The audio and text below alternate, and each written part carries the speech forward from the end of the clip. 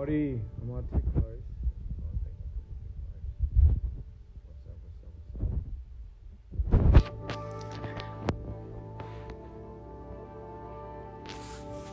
Hey, hello. I'm gonna just put right here. Hello, 안녕하세요. Hello. How are we doing? Hello, love. Yes. My voice is still, in fact, quite gone. 안녕하세요.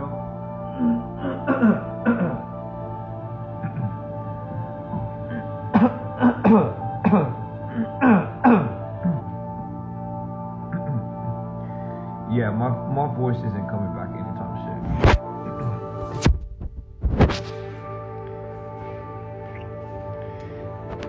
Thank you so much for the messages. How we doing?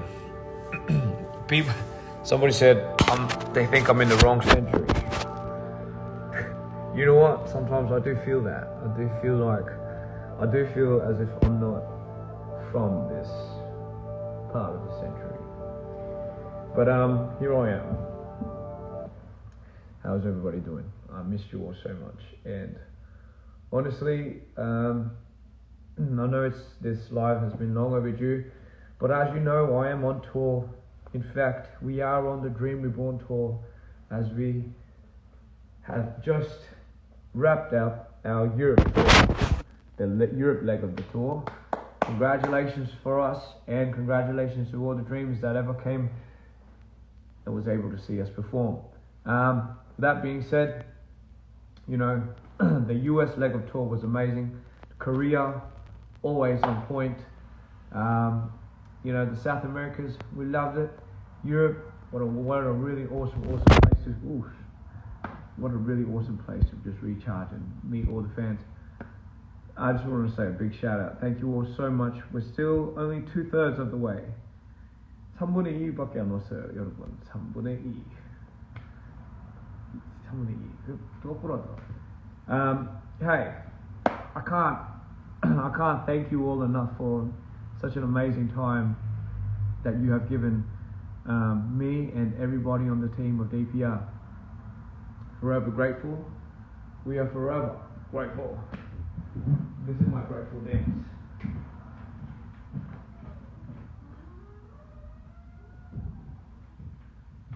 All right, never doing that again.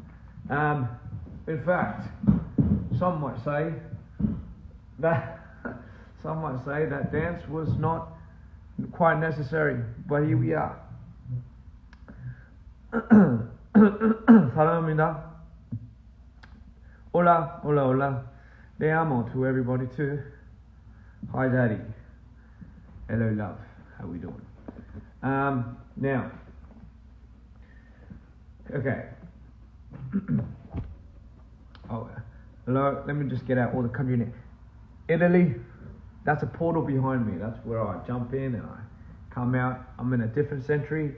As you can tell, that is a place in which I have come from. Sorry. I'm having so much fun with my voice right now, but I know I shouldn't because I'm going to get smacked. Anyway, guys, is a tattoo on my neck a butterfly? Yes. Here's the thing. Let me just read all your comments because I feel like I hardly do that. I do read all the comments, but I don't read it out loud, but I feel like I should. I'm so incredibly excited for the new album. Oh my God. I'll get into that real soon. He's in the walls. What's in the walls? Davvero bello. Te amo. It's your birthday. Happy birthday, love. Mwah. There's your birthday kiss.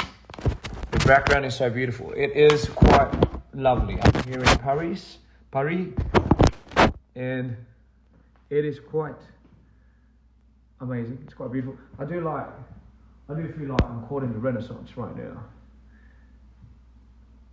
Not quite particularly what I'm quite in a lot these days, but you know, it works. So here's the thing, guys. Daisy Gang. I gave you 2 limbo drawings at Madrid. You know what? I got all the pictures, all the paintings. They all kind of come flying in, and we've packed them very nicely, and we shipped them off so I can all take it back home in LA. Brazil, you guys were on point. Fucking loved you. Please read my comment. Be careful with the gift back from Paris. But let it is so small. Don't worry, love. I got some amazing people on the team to work for making sure these gifts are properly wrapped and properly sealed. So do not worry about that. Am I feeling better? I'm feeling better. Well, it's getting better day by day, but you know how it is. So some people are commenting on my hair. Earthquake. No, not an earthquake. Somebody is doing something out there that's sounding like an earthquake. Keep it PG. Marry you? I definitely will. Listen, hello my love. Hello darling, how are we? I hope you've been nice, hope you've been fine. Peru, I know I couldn't go this time, but I promise next time I will make the trip. I have not forgotten about you guys. I love you all. We just couldn't go because of just unforeseen circumstances, but hey, we promise we'll go next time. I wanted to thank you, help me go through so much about my disorder. That's what we're all about. We're here to not find the answer, it's to just cope along this fucked up place that we're in sometimes, and to just make things a little bit easier, a little bit more healthful, and a little bit more brighter. That's all we're trying to do. Where am I? I'm in Paris, as you can tell. But I'm not in the Paris that you think. I'm in the year of the 1800s. And that back there is my portal, as somebody has mentioned. But thank you so much. In all seriousness, seriously, I do want to thank you. Poland, of course. Like I said, there's a few countries that we've been for the first time. Italy, Poland. Listen, you guys have shown me another side of you guys that I've never ever expected, and I quite like it. But no, I love you all so much. And of course, I cannot forget about Argentina. And you know already, Mexico was just phenomenal. Listen, we did one in Barcelona. Woo, hectic. I can't. Oh my lord, that's where I lost my voice. I lost my voice in Barcelona, but it was worth it. And in Paris, of course, it was worth it. But you already know. You know what? Denmark, Copenhagen was an amazing show as well. It's our first time there. Tilburg, you already know. The Netherlands, they already know how to party. And Greece is coming. Colombia, I'm coming to you guys as well. Do not forget, we are going to you guys, so do not worry. I promise there is next time. Now what did I want to talk about? So here's the thing. 자, 제가 무슨 말을 하고 싶었냐면요. 이제 그냥 이때까지 뭐 느꼈던 감정, 뭐 결말, 뭐 이렇게 뭐 이런 거. Rosie Pod, your mum's not feeling well. I'm praying for your mum. I hope she's gonna get back up on her feet. Do not worry. You know, London. I miss. You know what? I actually miss the London show as well. I will go back to Mexico. I will go back. Guapo. Back. Now, guys. So here we are. My microphone is dead. What? Well, how is it dead now? Can you still hear me? Can somebody still hear me?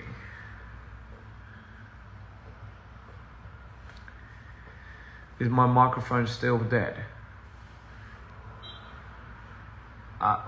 Y'all, some of you missed the Arizona show. I do miss the shows back in the US. I do it. I can't believe it was just gone like that. Does it sound better now? Does it sound more clearer? You know what it is? Okay, good. Okay, here's the thing. So, earthquake again. So here's the thing.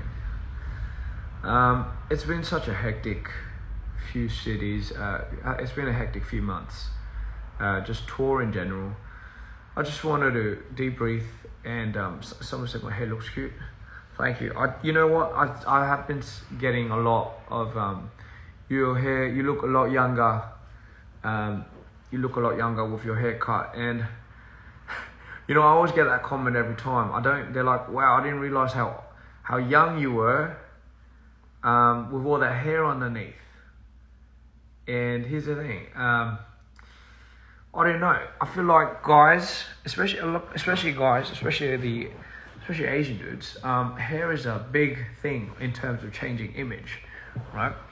For me, I've always thought long hair fitted my more conceptual and stage presence image, where it was a lot more easier to flaunt my hair around, you know, swing it back and forth, and just give it more of an appeal in terms of my concepts, because there's just so much more things you could do with longer hair versus shorter hair, right? And here's the thing. Somebody asked me, how's my Spanish? My Spanish is, I'm learning. I'm learning a little bit. I did try speaking. You know what? I took a whole week out learning Spanish, just so I can have the speech ready at the Mexico show, at Mexico, and then obviously at Chile, and then Argentina, and I just needed. And now I tried to do it at Barcelona, but I was like, oh man, I'm not that great there. But I'm telling you, the house is shaking. Anyway. I will go to Saudi Arabia, I promise. Here's the thing. So, 내가 무슨 말 하고 있었지? I swear to God, man, this house is haunted or something, right? The fucking things just. I'm freaking out. That's either somebody opening the door upstairs or someone just let out a nice big fart. Anyway, I just want to say, just try. Sorry, I keep forgetting what I'm gonna say because I'll get so sidetracked. Can somebody remind me what I was saying? I can't believe I actually forgot. 지금 무슨 말하고 지금 계속 까먹고 있어. 어떡하지? 진짜 이 집중을 못하는. 아이 바보. 내가 지금 무슨 말 하고 있는지 까먹었어요, 사실. Today's going to be a good day because you said that. Do I know any Russian words? Привет. I think that's what it is. I think. And then da. I just say when somebody speaks Russian to me, they're like, you know, and I'm like, yeah, da. That's the same thing as Spanish. Somebody starts speaking Spanish to me.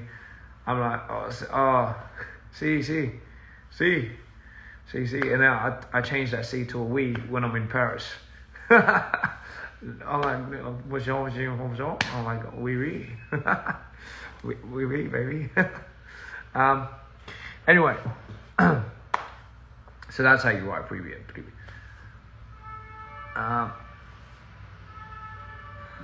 Do I know any words in German? Guten Tag. Shit, somebody told me something, but I forgot, brother. I forgot. Oh my God, I forgot. In Brazilian, oh my God. How do you say? Okay, in Brazilian, how do you say hi again? Oh my God, I forgot. I knew these words in Brazil, in Portuguese. Sorry, I said Brazilian. In Brazil, I learned Portuguese, and I'm trying to remember. Can you write it down so I can say it? Say it. Hey, terima kasih. I do not remember happy birthday in Italian. People were asking me if I remember happy birthday. Okay, I tried singing happy birthday in every country I could. Obrigado. Yeah, there we go. Obrigado. I tried learning happy birthday in every country in their words. I just couldn't do it. I looked at it and I'm like, I can't do it. But so then the fans, the crowd, obviously, you know, they did an amazing job at you know, singing along with me. So all to the bang, all to the bang. I just remember that. All to the bang, all to the bang. Yeah, all to the bang. I think that's what it was. Should I go see your concert? You absolutely should. TSIWL something. Because if you don't, this might be my very last show. This might be my very last tour I've ever do in my life. No, I won't blackmail you like that. But you know what?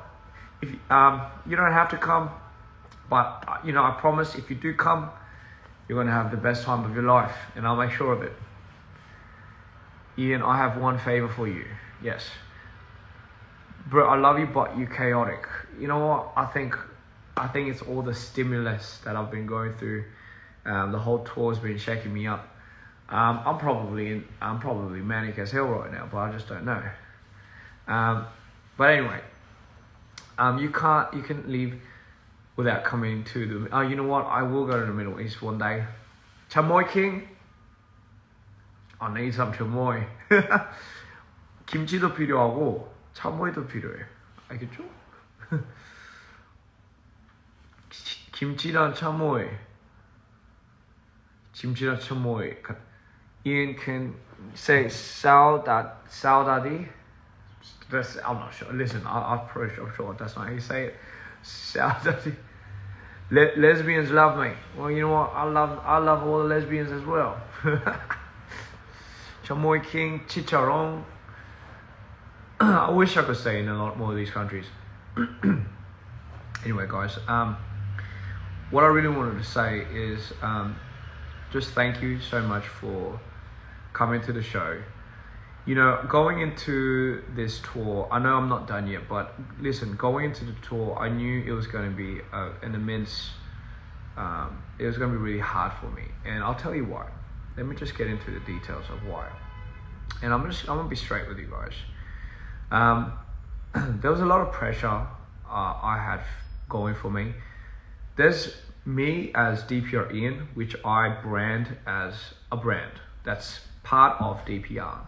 And then there's me, Christian, who is a creative director, the founder of DPR, the one that sets up and pulls a lot of these business moves behind the strings, management pretty much, and obviously the creative direction, putting all the creative putting a lot of the creative vision into how we need to play these pieces to keep going and to be able to meet you guys, do all these things, etc., etc., etc. And obviously I have the director side. So there's this part of me who, by the way, that side of me is me, and also this brand of a DPR IAN is me as well. But now this is the thing. So more times than not, from last tour, I was struggling a lot just because I was trying to. It's like this: if you choose one or the other, it's really hard just to do even one thing. But trying to split yourself, and I'm not like, funny enough, there's no pun intended. I'm not talking about my DAD or anything, but I have to literally be 3 people at the same place at once. Now, what's crazy about that is there's a part of me where I curate that takes a lot of energy, and there's a part of me where I have to go and perform and make that stage of what I curated come to life, right? And that's hard because it's kind of like saying, listen, if I had all the time in the world to be able to practice my performance, get the songs from like producers, just have like people make guides, have people write the songs for me, and all I do is just go and record, bang, and then practice on performing that would be a dream as an artist. Now, because I'm not just an artist, I'm someone that needs to bring and put all these pieces and make all these visions come to life, not just for me, for my team, for my artists. I need every one of this to come down to really be something. Like the branding is the most important thing for me, right? With that being said, when Tarbin left, well, he didn't leave, sorry. When Tarbin took a break and he started CTYL and we tried to come up from the fucking shadows with all that shit happened to us, and I'll get into that a bit later, but it was like, do we need to go on this tour?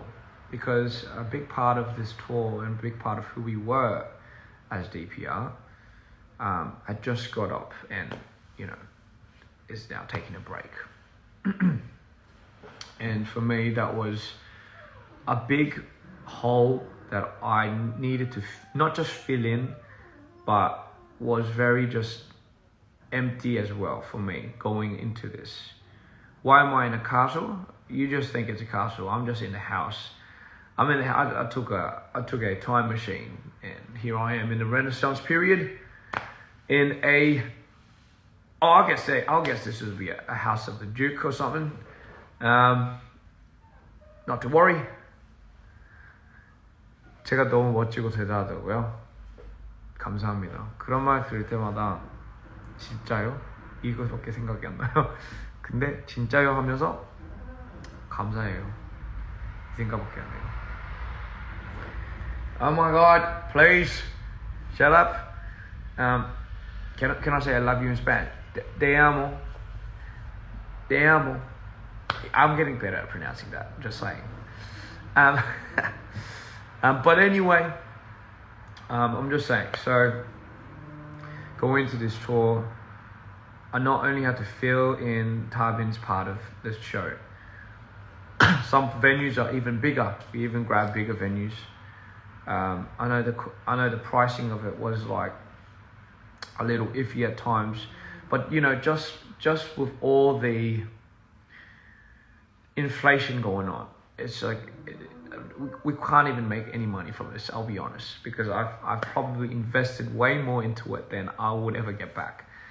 You know, and obviously for us, we wanted to just give you guys more of an impactful show. It was never about making money from this anyway. You know, it's more about how do we give you guys how do we give you guys more of a show? How do you guys take away more from this show than the one we did in 2 years? With that being said, time is not here, so we couldn't really, like, the shit that I had to think of and try to fill in. And there's like an empty part of this with him not being there. And obviously the diehard fans that were his fans, hardcore fans, couldn't rock up to our show with him not being there, you know. And so that's already, you can imagine, possibly more than half of our fandom that's just kicking rocks, you know. They want to embellish us. And you know, I appreciate all the fans that showed up and turned up for DPR anyway, but you know, I think just me as an artist, I'm talking about me as an artist now, just going on stage, and there's just a lot of holes to fill in. Pause. But in other terms, I still have that worry. Like going into Asia, like how do I boost these ticket sales? How do I get people more invested? How do I show the world that we're still here and we're just reborn? Hence the name Reborn, you know. You know, and I just want, in a perfect world, you know, we would be still all together, minus, you know, who you already know, and we'll be, you know, giving you guys the best DPR that we could be. 그냥 아쉬운 거죠, 가끔가다, you know. And as I'm getting older, there's only so much I can possibly do. Wearing a tour hoodie, perfect. There's only so much that I can possibly do. And you know, it was hard because not only, funny enough, I'll tell you something, you know, when Scott left as well, I not only had to fill in now Tyler's position, I had to fill in Scott's position.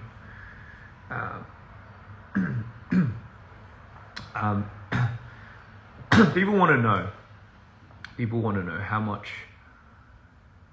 money did the person that came up with DPR, that pretty much created the concepts, the creative vision and the creative direction of DPR, for DPR Live, just DPR in general, the direction. How much did I get? How much did I make in the 10 years I put my blood, sweat and tears into this? In all my 8-10 years of grinding and making videos and fucking putting that vision and putting us fucking just diluting myself into this whole business, I didn't make any more than the secretary. The secretary made more than me. I made the least. So how much did the CEO make? Not on paper, but let's say the curator. I made shit all. I didn't make anything. When Tarbin told you guys that, you know,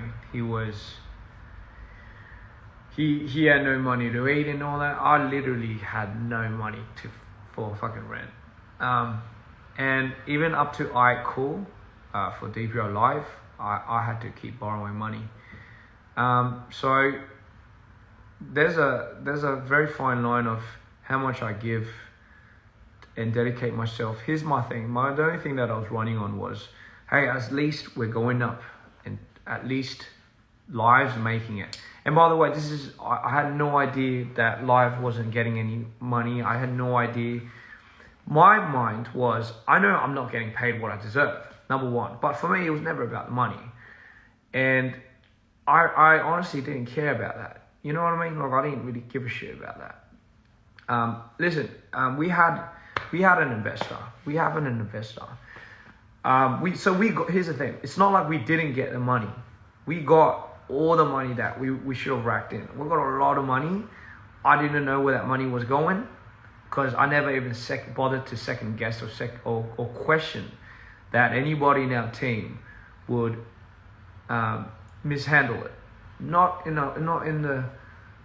You would not dream that, especially after C Clown, man.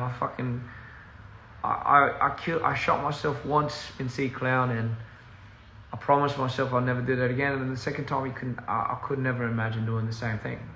So I stuck my neck out and I did everything I could. I gave it all my all, without ever asking about anything financially, because it was never about the money, right? But my thing was, you know, I'll tell you a funny story. So when we got to the bottom of this, and when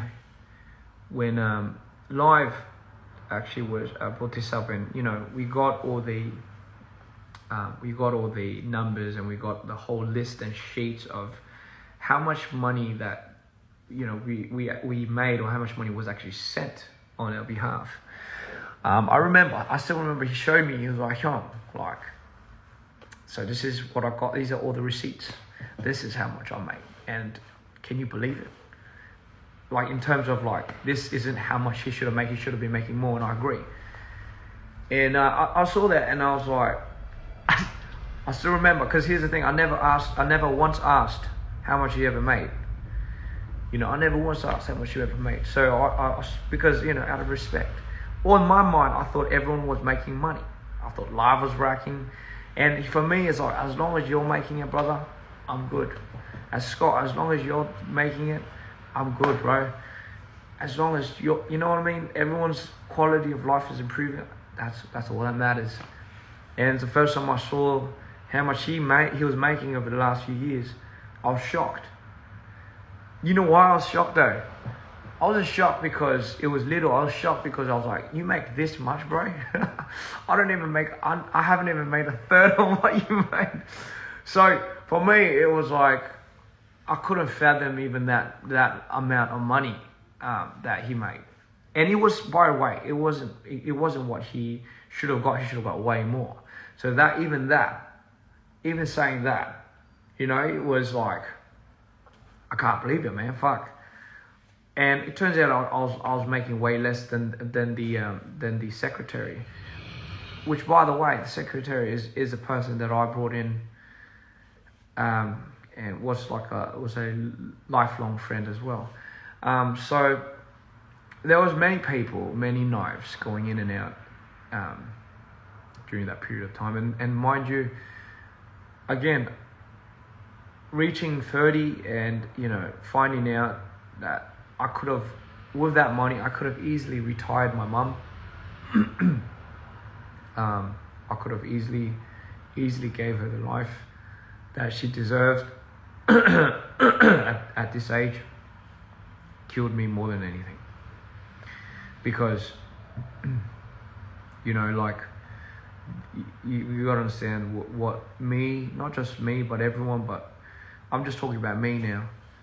What I had to sacrifice to get all that, what I had to sacrifice to give everything in the world to those brothers, just so that they could have, just so that we could feel like we belong somewhere in this world. And for me, it was a hard pill to swallow, because it wasn't my first rodeo. It was my second time that something like that had happened to me. And at that point, I was like, I just fucking suck. Man, I just fucking suck. Like, I'm just not good with money, bro. I'm just good with making shit based on how I feel. Here's the thing.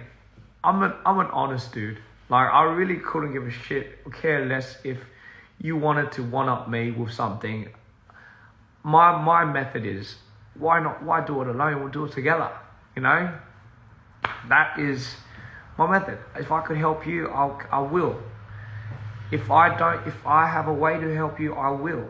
That's just who I am. I don't ask for nothing back. And that's not the whole point. I don't have an agenda of why I want to go in and help you. It's the least I can do in a world we stay in together. We're gonna leave together. So it's the least I can do, you know. So what I owe, how much I owe, what possession I have that's more flauntier and more freaking priceless than you, doesn't mean shit to me. So if your quality of life is improving, then great, but just be honest. You know, just be honest, because at the end of the day, I'm pouring everything, every ounce of my body and sweat and tears into this, and and the sacrifice for me is I don't get to see my mum as much, and I'm her only child. I don't get to have a social life. I've almost, my friends are so disappointed in me because, you know, I'm just not available, and I know that, and it kills me. And I've always felt bad, but I have an amazing group of people that are always supportive. And you know, it's that thought sometimes, because I've never made money as the DPR curator. 10 years doing this. Can you imagine that? All my fans here, all my fans from day one, hardcore fans that have been with me, you know how much you know how much I did. You know how much I put out. You know exactly what I. Well, might not know exactly what I did, but you know exactly how much I output. I've made DPR into. What I made DPR into. Now, what I made DPR into, no one could tell me none other. No one on my team, nobody can tell me that I did nothing. Or sorry, not even nothing. No one can tell me what I didn't do. And doing all that, just so I just have nothing left. Quite frankly, you know, like, it was a hard pill to swallow. And you know when this was all happening, This was all happening during the last tour. As that was running through my mind, I was on stage with live. You know what happens every time I go on stage? I give it my all. Oh man, I want to be in this moment. I don't want to leave because I don't want to get back down again, and I don't want to face reality. I don't want to see anyone but you guys, because I felt that was the only reason why I wanted to live. And then every time I finish and then I say goodbye to you guys, the next thing, you know what my next worry is? My next concern as I get down, my next concern is, shit, I wonder how Live's doing. I wonder if Tarbin's okay. Doesn't matter about how I feel, I gotta go check if Tarbin's alright. Because I know he's doing this off of something. He's not himself. How can you be himself after what I just told you? We all had our respectfully own demise that we were struggling. No one really knew what I was going through, because I'm not very good at showing how much I hurt. I'm not very good at bringing out my problems, but here I am bringing out my problems to you. So bear with me now, yeah. So I've never really gone on a break. I'll be honest. I've never really delved in understanding what that means. And that was my mindset. Like, you have all this shade and all this shit happen to you. You're away from the people you love. You're almost bare stripped with all the commitment and work, and you're not really rewarded in any other way other than be positive. Look to the light, brother. Look to the light. Go ahead. Think positive about everything. And that's what I did. All I could do is, because what else am I going to do? All I could do is forgive, and try to be the better person. Not make it about money. Most importantly, don't make it personal. But it was so personal. It's so personal though. It's so personal. How can you not make it personal? At least Tarbin's making, like a documentary, and at least he has his own words out of it. I've always admired that about him. He's more vocal, more strong, valiant in that regards. Something that I do not have. And I've always looked at that, and I've always admired that about him. Stand up when you fucking need to. Don't take this for nothing. But, fuck man, I don't know what's wrong with me. I just can't. I look at my brother and I'm like, he has to be first. I gotta look at somebody else, and I gotta make sure this is everything that I could have ever done for this person before I cut ties. Because if I don't, I'll regret it. It's so toxic, I know. I know. It's so fucking toxic. I try not to look too much into the past. I'm not like that. But at the same time, what was being in present for me was just sheer painful. I've always tried to be present, but present for me in the last 2 years was trying, you know what it was? Every time I was trying to be present in the last 2 years, I've always not wanted to be present. I've always wanted to not be present. I've always wanted to run away. Do something to escape. Do whatever. Make music. Go into my lore. Go into my characters. Do everything I could to just feel like I was part of something that was important. You know, that's what it was. I've always thought what I was doing for my people, for my brothers, was the most important thing for them. This is why I carry the message that you don't assume anything. I was just too beat. All I did was I gave too much. I get it. I gave too much. That's just how life works. But you gotta understand the context of where that happened was DPR was my solace. It was my beacon of light. The reason why I say that is I just came out of a 7 year fucking slave contract from my old company that fucked me up almost every day. We're not even talking about money, we're talking about just brutality. Not being treated like a human, that was a given. That wasn't even in the fucking paper. They treated me like dog shit. They fucking hit me. They took one of my members' ribs out. Not like took it out, but like, fucking flailed it. We had fist fights every day with my managers. And I couldn't give a shit less where they're from. But blackmail is a heck of a thing. And I vowed on that very day, everything that they made us do, everything that they put me through, everything that made that trigger, the first birth, the enhancement of my fucking DID and bipolar, you gotta give them a nod. I promise you, I was so spiteful that I wanted to get back to them in just the most inhumane ways you could possibly imagine.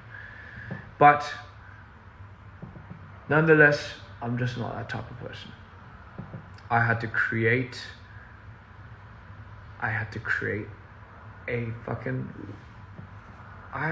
something. I had to get away from all that spite, anger. I had to learn to forgive. I had to learn to forgive myself. I had to find a way to breach and make something bad into something good. But how the fuck can you, after all that, everyone just spits on you and shit, like, puts you down. How do you do that? You can't. It hurts too bad. But come on, you can do it.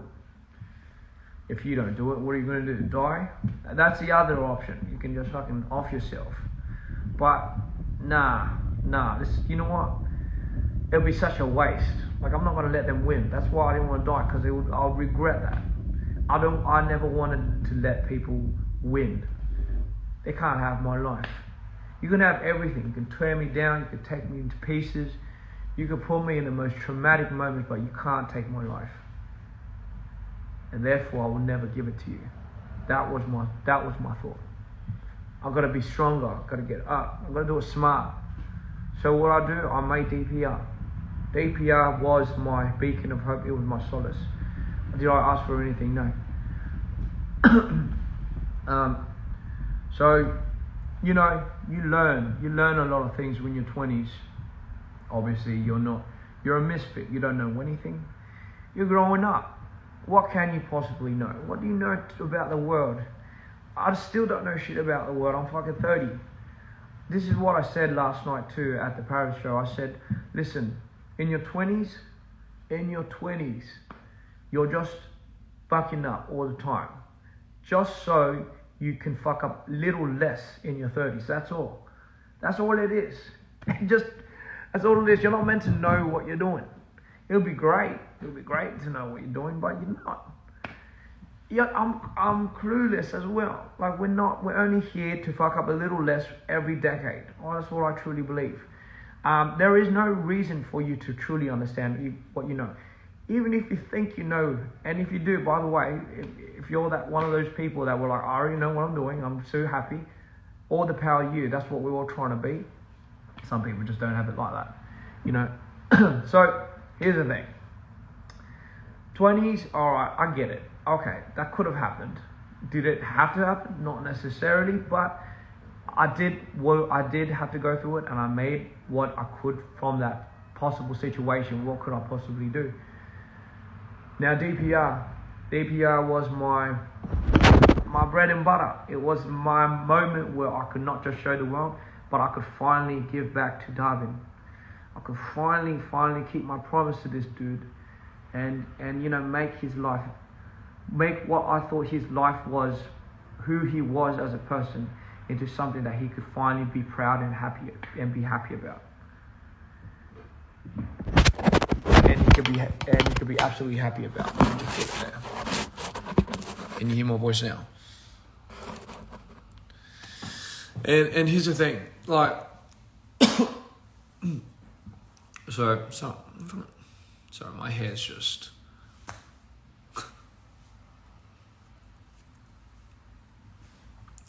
So here's the thing, DPR was exactly where it needed to be. It came in at the right moment because somehow I had to find that as a opening. I needed to find that as an escape. Tabin was somewhere that was there. He brought me out of it. And that is what we did together, you know. Me and Tabin really kicked off with this. And here's the thing, like, we did it always from passion, from the love of it. And that's how it always starts. It always starts with people coming together, and it's a passion project at first. And yes, as you grow it turns into a business. Now, could it be still friendship amongst business? Yes, you can. If no one wants to be shady, like, that's all it takes. People say money changes everyone. No, yeah, but it changes fucking ill. It does change people, but it doesn't change. You gotta understand, if you were bound to change and you were already that type of person, I'm sorry. And apparently we had someone like that, but hey, regardless, right? You're just dealt bad cards at certain times. And for me, growing DPR was always my way of life, I guess you could say.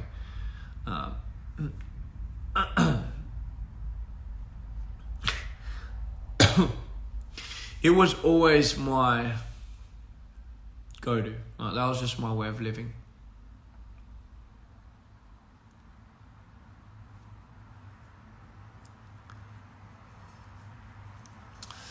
Money changes people. Well, it can change some people. It doesn't change all people. And, you know, it changes people. Could be for the better. Could be for the more wiser. Could be for the worse.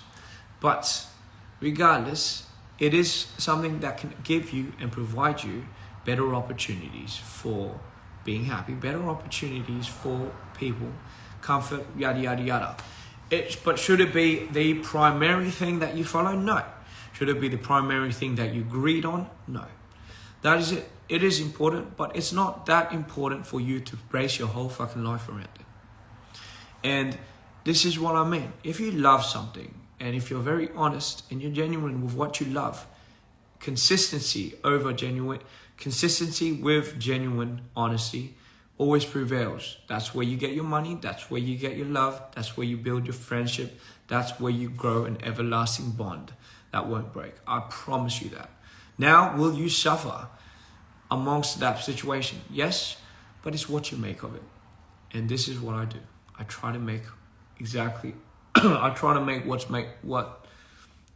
to make the most of it. So yes. So there's my little tale. I'm still not making any money from DPR as a curator. I just want everyone to know that. The only source of income that I'm taking in from DPR to fund DPR. So funny. By the way, I haven't got any lick of money from the fucking 10 years I've been doing it. So you'd be like, why are you still doing DPR? You know, your artist that you put everything into is on a hiatus. To do that, the management side is what's fucked up. You can't bring it back. You can't get anything back. So what do you have left? For me personally, what can you say you have left? But you have DPR as a vision. But that's only because I brought up DPR IAN as a brand. What if I didn't have DPR IAN initially? You know? And here's my thing. Like, I'm so happy that I ever made DPR IAN because that gave an opening for Cream, that gave an opening for Arctic. Like, had I imagined that I did not start DPR IAN and I just stayed as the curator for DPR, I can only imagine where we would be. But it's such a shame that I have to double down now as two people, two separate identities and two separate jobs. Mind you, 3 including videography. So here's my thing. Like, that's why it was a little bit more hard for me. It's still getting a little bit hard to fill in those shoes. There's a lot of pressure. There's a lot of pressure. I haven't felt this much pressure in a good minute, and I'm really well with working under pressure. And by the way, this is not a call for money. This is not a call out for money. This is not something that I'm like trying to vent and like trying to get like some sympathy points from anyone. No, I'm just saying this because I have a message at the end of this. For me, it's again, I still remain resilient. I still will stand on my ground and say this is not about money. Had it been, I probably won't be doing DPR. I probably would have left the minute everyone just started getting up and leaving. It sucks because I look around, and during in those moments where I was switching like almost every 5 fucking minutes, the 2 years ago, like I just thought, wow, like it's so sad to see everyone have no idea what was going on. I look at Chunyong, I look at Cream, I look at Arctic, I looked at Tarbin, I looked at John. I thought, man, what about these guys? Like what about these guys? Like what's going to happen to these guys? Like what about these guys? Like if I didn't get any money, I know these guys didn't get any money either. What about these guys? Like, is no one gonna take care of these guys?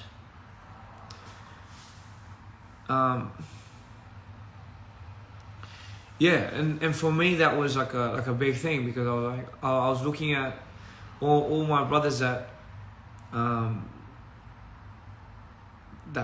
paid for it, that paid with their sacrifice for it, and you know I just thought, man, it sucks so much because why do these guys have to go through it? Like, I went through it once.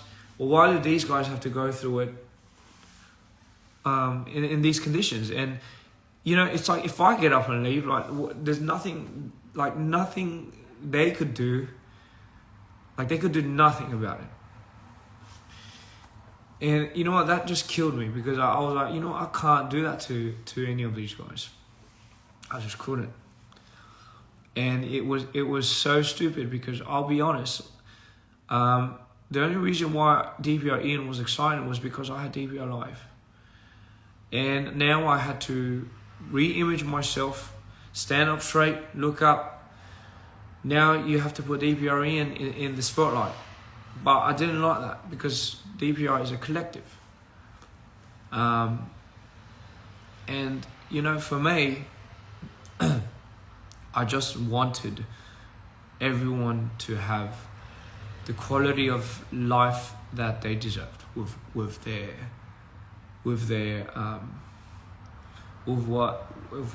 did, because it's not fair. I've been living like it's not fair forever. Like I was dealt with a lot of bad cards. I was dealt with a lot of things that I would never have asked for. And listen, if I could give somebody an opportunity to not go through what they have to go through, what I had to go through, I promise I'll do everything I can to prevent them from it. They don't have to learn from that shit. No one has to learn from it. You only learn from it because you're provoked to being in the situation, and the only way you can cope out of it is by learning from it. Not necessarily you have to go through every bad thing in your life for you to understand that this is life. It doesn't necessarily have to happen like that if you have good people around. All right. So I need everyone to understand, like I put my whole life in this. I've put my whole fucking life in DPR. I've always have. I don't get anything from it other than the love of my fans and the joy of what I do, and that is quite enough for me. I get all the money I get from DPR IAN from the shows. Just I switch into the artist mode and I go, I go out as DPR IAN. Me, Christian Yu, it's not me, when I'm DPR. Like DPR IAN is just obviously the person that I am as an artist. Me, who I am, beyond that, I'm just Christian Yu. I'm not no artist. I don't know how to fucking dance, sing. I don't know how to do any of that shit. I know how to do it when I'm DPR IAN. I don't know how to do it when I'm like this. I just know how to give as someone like this. I know how to curate. So I know how to look at somebody and say, hey man, you look really cool in this. Oh my God. Oh, let me amp you up. Let me hype you up. You look amazing. Don't you think this would be cool if you do this and this and this? It'll be really, really cool and this and this. That's who Christian Yu is. That's who I am. I loved creating building blocks together. What if we do this collab? People love it. Man, fans will love this shit. If DPR IAN did this, they would love it.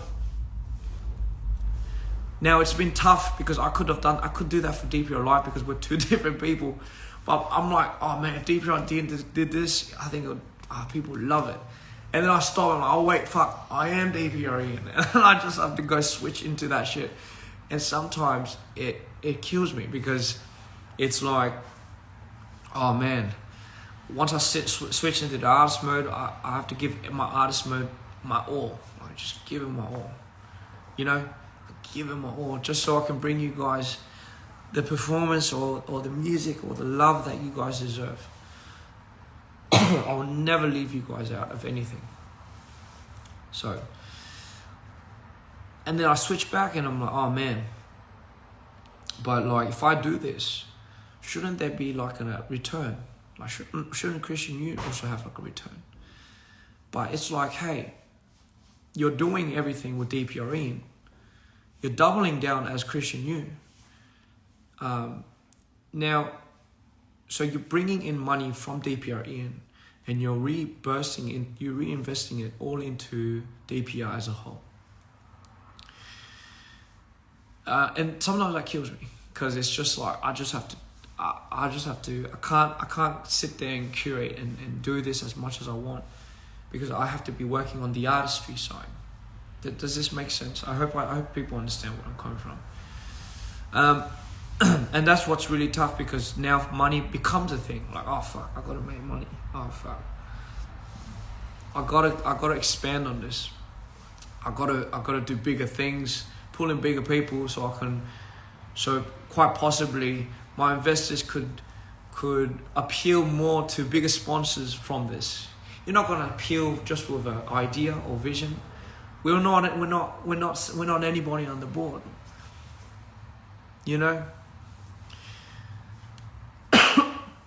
I just do it for the love of it, but sometimes it gets a little tiring, because I don't have I just want to get up one day and I don't remember the last time I had a break. I don't really remember. Maybe it was Peru. Maybe it was when I went to Peru in 2018 or something.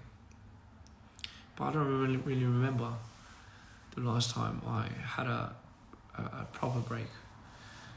I don't remember my life anything after a certain point, because for me it was just go,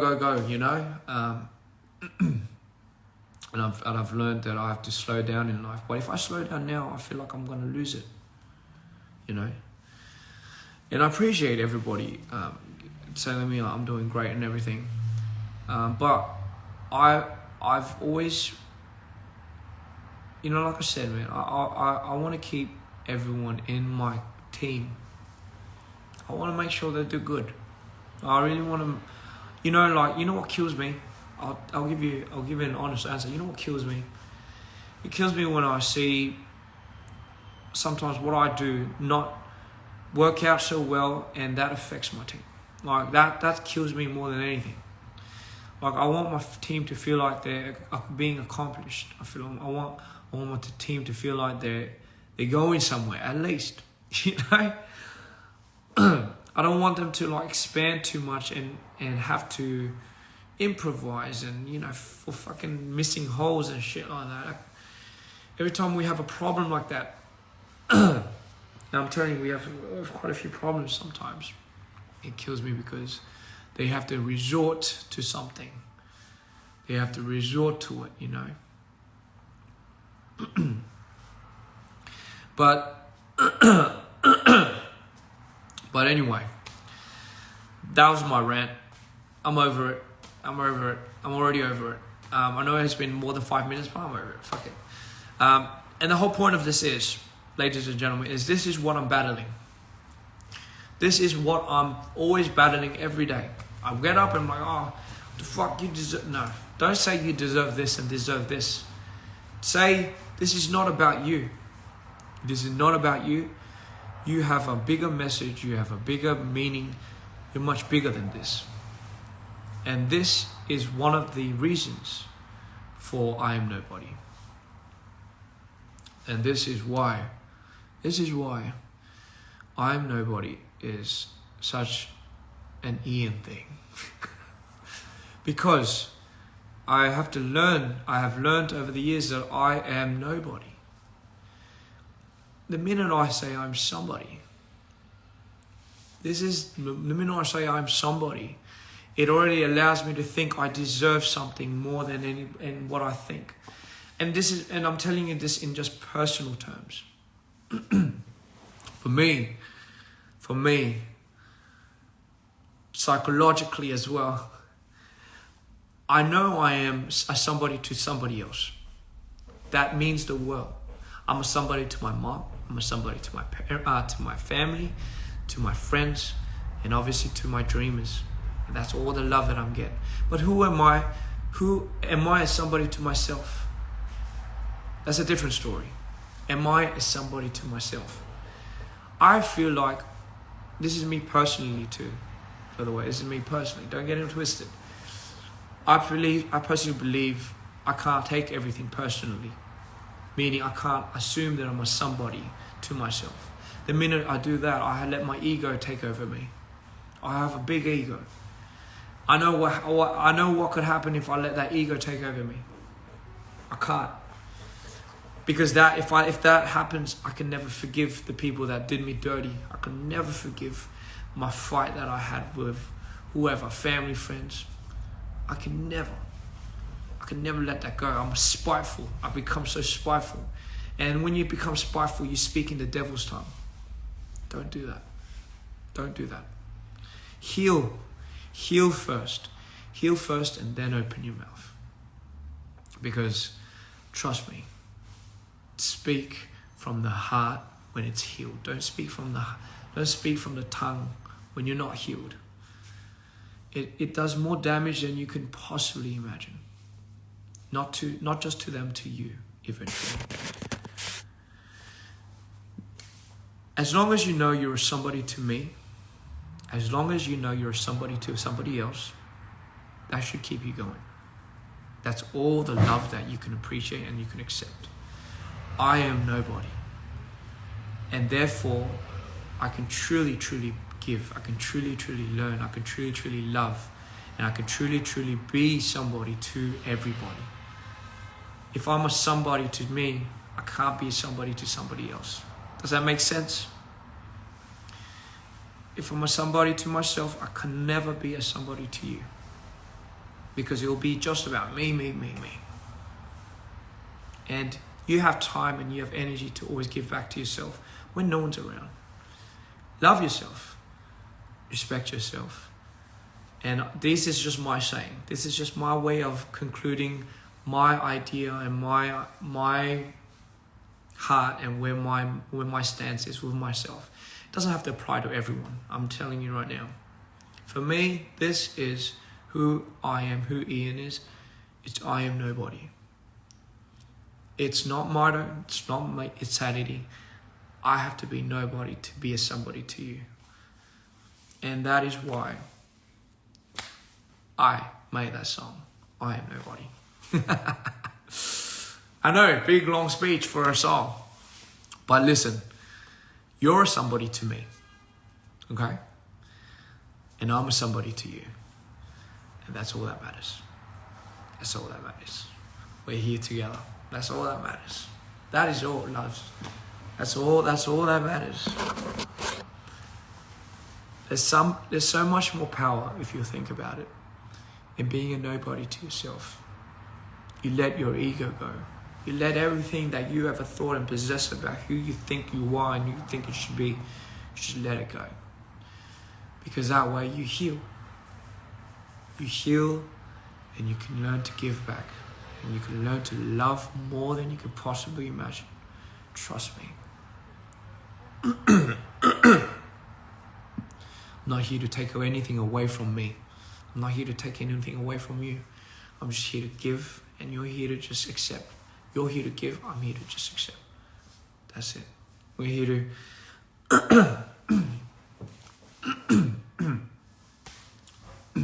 I love you all so much, right? Sorry, my voice is about giving in. You spun the Google roulette and you led. Thank you. Hey, Google's doing wonders. If you search the right thing.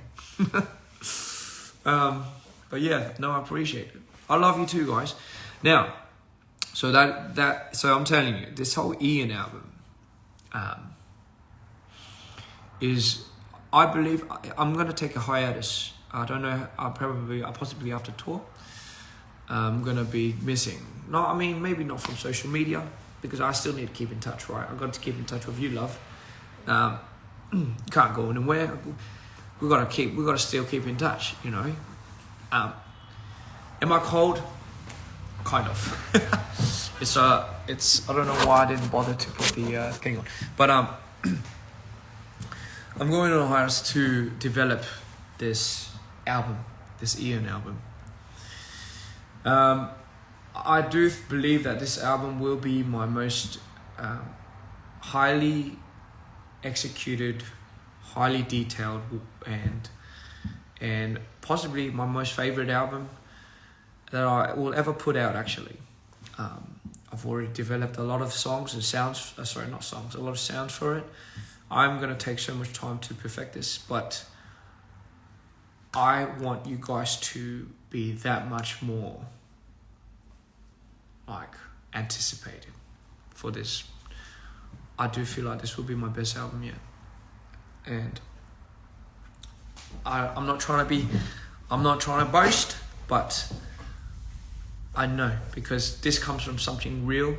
This comes from something so real that I just feel like everything's aligned, and it's just one of those things that when you know, you know. You've already, here's the thing. If anyone from Sydney is here, right? I might play I might play I Am Nobody in some of the Asia shows. In Asia. If you're from Asia and if you're going to the cities in Asia, fuck it. I'm gonna do the I Am Nobody stage. Just exclusively into Asia as well. Just because, I'm sorry, the reason why it happened now is because everything aligned for me now. And you know what happens. It just doesn't happen like that. It just kind of clicks. But I promise to you, you'll be seeing stages for I Am Nobody in Asia, so don't miss out. If you're going to the cities in Asia, there might, maybe who knows, I'm frantic, so I might even add like a few more songs that I might even maybe showcase, maybe new ones. But for the most part, if you're in Asia next month, I'll be in Sydney, Melbourne, Indonesia, Malaysia, Thailand, what else am I missing? Singapore, Hong Kong, Taipei. Yeah, there's an ambulance, sorry, by the way. Not here to take me away. But anyway, someone said an ambulance coming for you because your beauty killed you. So if you're from Australia, listen. Or I know for a fact Sydney, Melbourne is getting I Am Nobody. And obviously if you're from Jakarta, if you're coming to my show, please, you're going to get something too. So well, actually, all the Asian shows will do it. But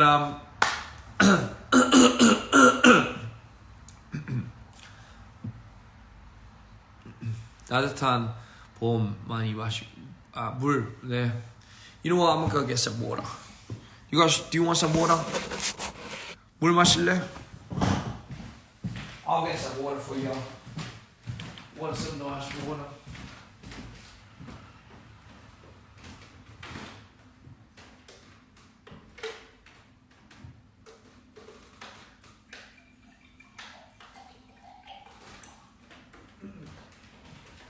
Okay, so we are back. No. So what the fuck are you doing? Cheers.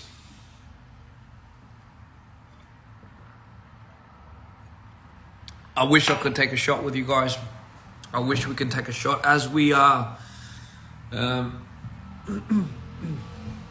Oh boy, it would be nice.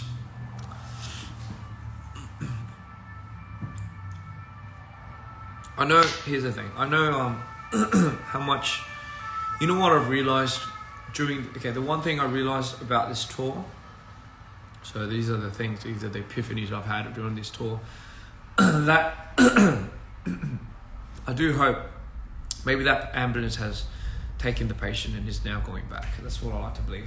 I think that's about the 7th ambulance. I really do hope the people out there are okay. Like, it's getting a little concerning when there's a few more ambulances every hour. But anyway, yes. Anyway, I think that might have been a broken ambulance. But anyway, as I was saying, the epiphanies, the things that I've realized during this tour is, wow, I did not know how much love we were getting. Like, I don't know how much love, sorry, I phrased it wrong. I didn't know how much lovely people we had as fans. When I say you guys mean so much more than just fans, I mean it. Like, you guys have shown me a world where, fans, so you gotta understand, where I come from, as an idol, I used to be an ex-idol, just from some of you guys that don't know. So, I have a pretty good understanding of what fandom is, what support is, but this was a next level of understanding what type of support we were actually getting. What type of support that I was actually getting.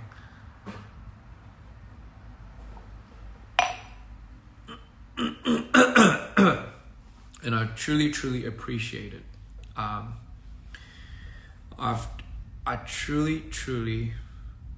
haven't seen you in so long too. Welcome, love. You know what? I truly appreciate every single one of you. You guys make my day. I'm sorry if I couldn't go out and see you guys when on the send-offs. There was a lot of things that some of the venues didn't allow me to do. There's a lot of things where I couldn't do due to certain certain curfews, certain obstacles, unforeseen. But I tried my best. I tried my best to get Don Julio tequila. Yeah, I love Don Julio's. But I did want to try doing my best to give every type of greeting I could, because I know how much that moment meant for you, and I know how much that moment means for me. But sometimes it was safety precautions. Sometimes it was for the artists. Sometimes the precautions were going for the fans. And because of that, there was a lot of unforeseen moments where we couldn't match up to everything. And sometimes, and I know some people might have felt like it was unfair. And if you did feel that, I apologize, right? Because I get it. This moment that you might have to finally get to meet the fans, this moment could mean the world to you, because it's like a moment that you've just been waiting for so long. You know, and I would never want to deprive anyone of that, you know. If If you feel like our shows are home, you're right. Thank you. So that's the 10th person that was asking me to drink some water. I like your butterfly. I do like you. Oh, sorry, I know people are like, why do you stretch like that? Why do you stretch like you're about to do like a sign or something? But that's how like you're about to do some pose or some shit. And I'm like, no, that's my. Feels like I'm about to do YMCA.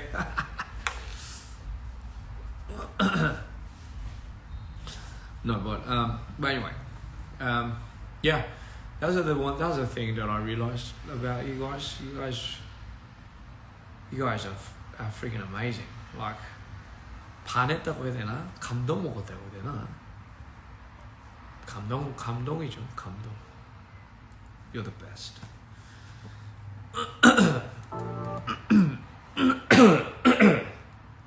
My God. Not sure if you can hear this.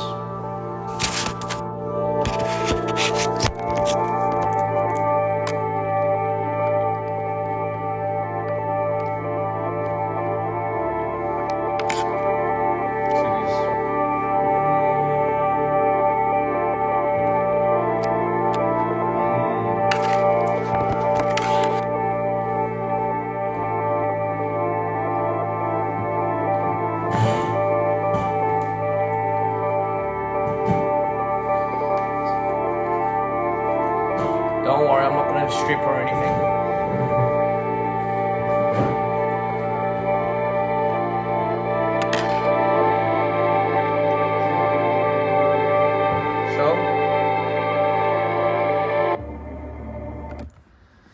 So that same ambience.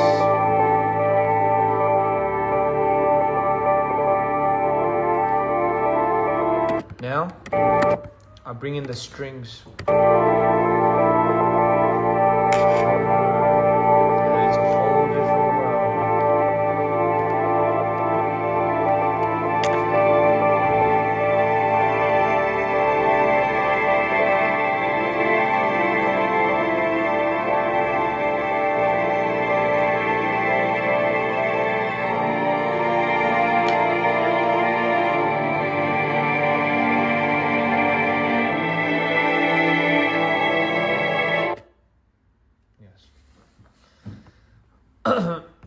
But the strings alone, you know. I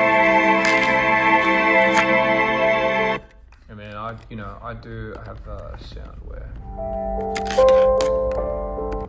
the piano coming in.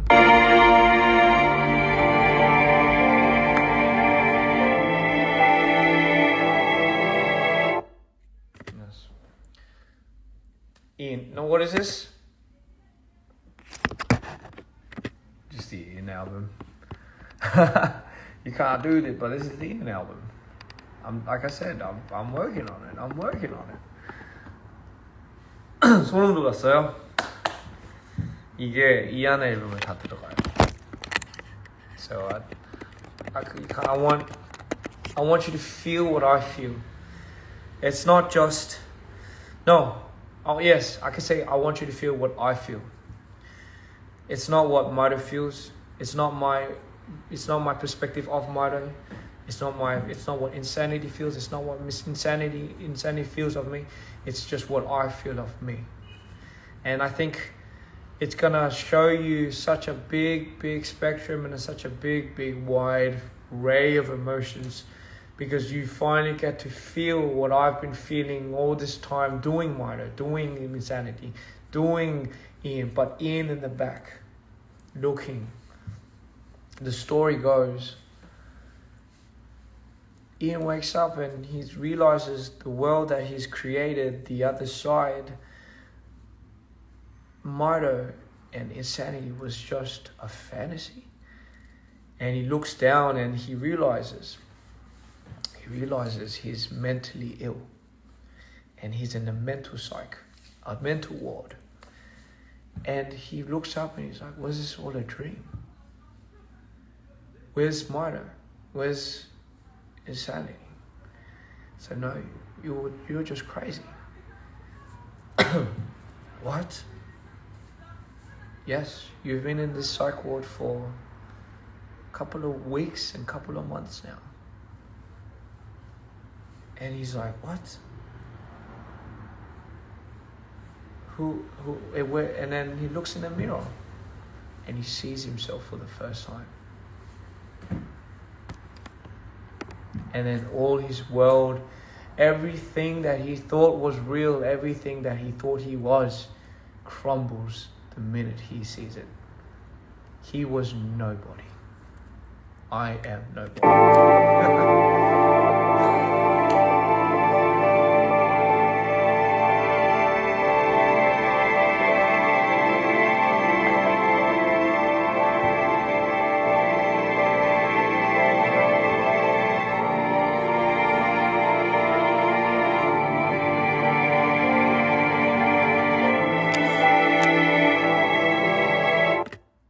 That's why you see, yes.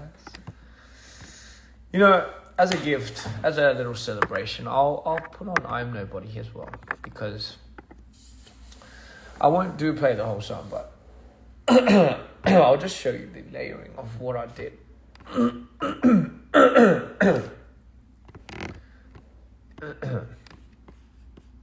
That is the story of Ian. That is the story of Ian.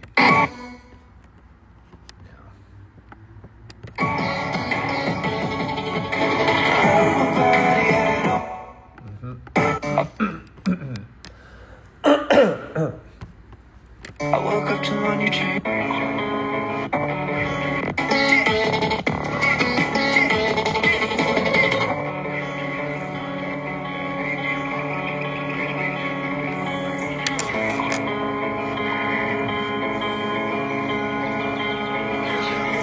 I woke up to my new chambers.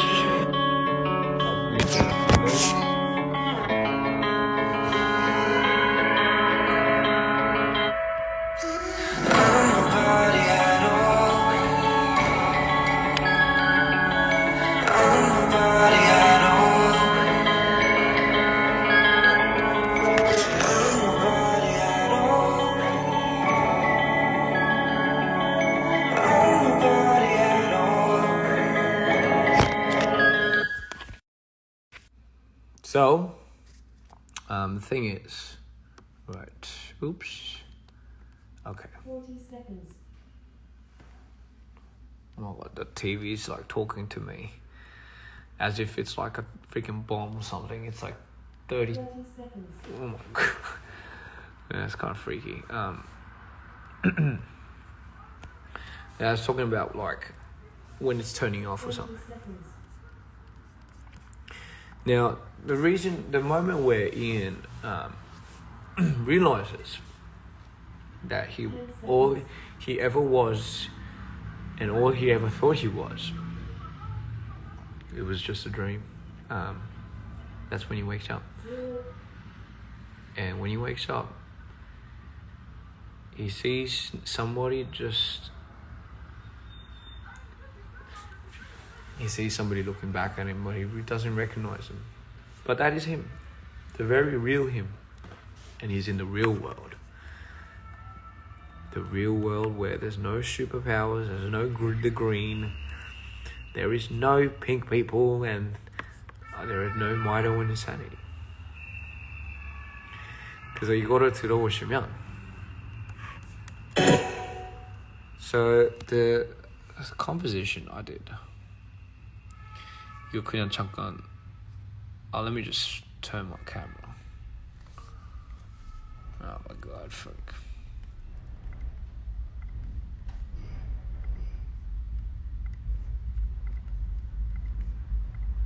아니 무슨 약간 여기 무슨 지진 나나 봐. 계속 두두두두 이러고 있어.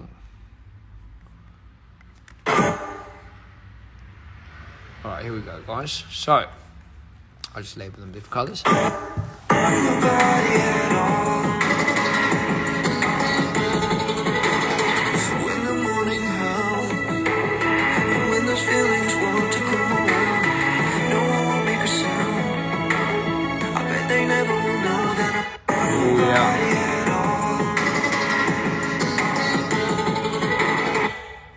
So if I take, let's get each roll. What the fuck? Let's just roll there. So if I just do the string, and the strings, by the way, like, so I have to. So what the thing about this, right? Oh yes, the strings.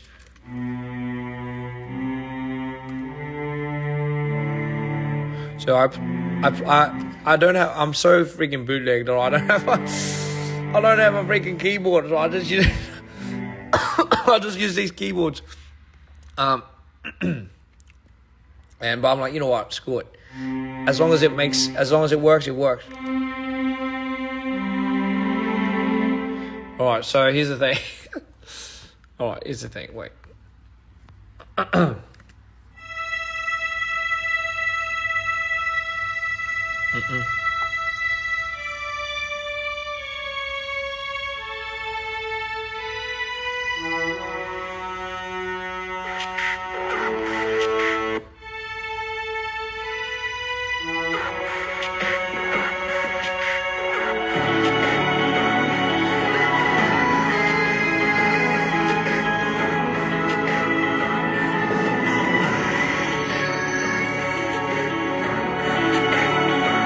When those feelings want to come around, no one will make a sound. I bet they never will know that I'm around.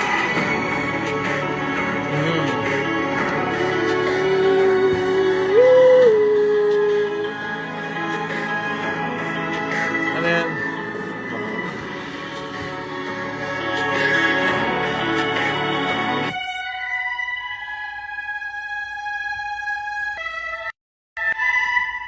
Yes. But that.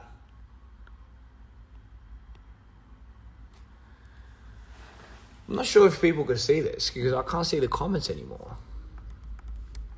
Let me just rejoin you guys because the comments have stopped or something. So let me just rejoin. Let me just I'm gonna come back on.